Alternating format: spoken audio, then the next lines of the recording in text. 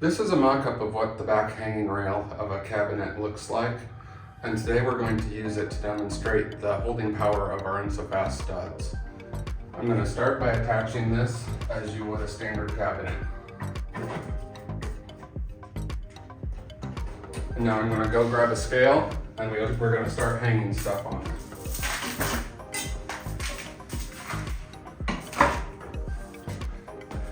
This is what our InSoFast studs look like. This is a cutaway of what our studs are.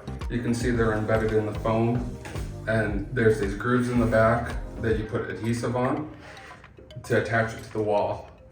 What we did is we screwed our cabinet cleat into this stud that is hidden behind the foam. So there's a stud directly behind our cleat here. So this is our blocks that we're going to be hanging today.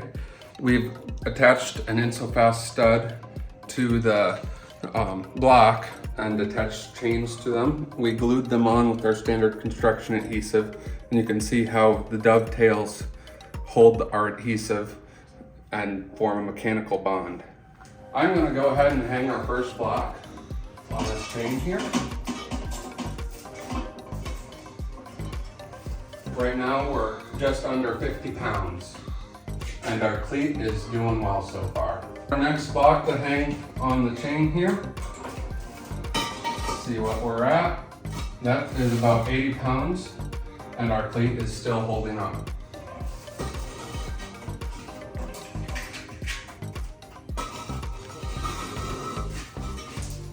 Okay, now we're right at 150 pounds hanging from one screw on our cleat.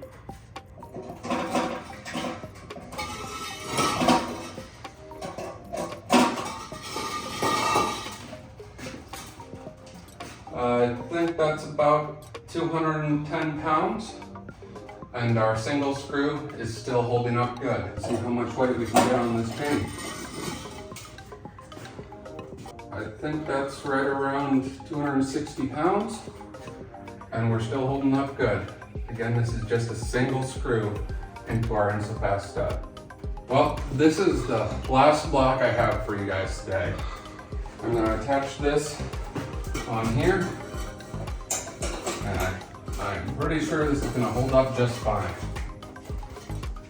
So right now we are just shy of 300 pounds, supported by a single screw into our InSoFast stud. I think that's a lot more than you're ever going to be able to put in a cabinet or whatever you're going to put on your wall. And I think you're going to use more than one screw on it as well.